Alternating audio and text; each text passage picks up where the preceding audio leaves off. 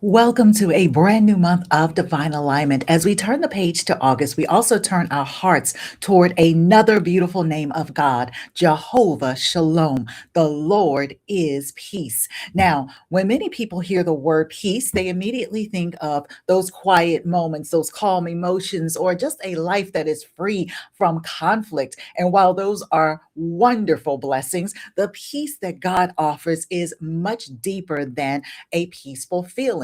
Biblical peace is not the absence of trouble, it is the presence of God. Peace is the presence of God. So, throughout this month, we're going to discover that Jehovah Shalom is not simply the God who calms the storms, He is the God who rebuilds lives. And so, if July reminded us through Jehovah Sikkenu that we have been made righteous through Christ, then this month will ask us a very important question, and that is what grows from a life that has been made right with God? And the answer is peace, not just this passive type of peace, not a powerless peace, but the kind of peace, the kind of shalom that gives those weary people the courage to rebuild. And so, as we are continuing to journey through the 1 year Bible reading plan together, through the journey of Ezra, we're going to see God's people return home from exile. They are going to face these broken cities and these broken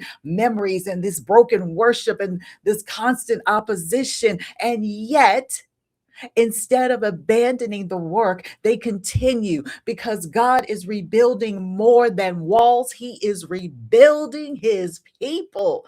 And so we're also going to continue, hallelujah, as the Apostle Paul, his first letter to the Corinthians, we are going to see how the spiritual maturity is not measured by how much we know, but it is measured by how deeply we allow God's peace to shape our relationships, to shape our worship, and to shape our lives.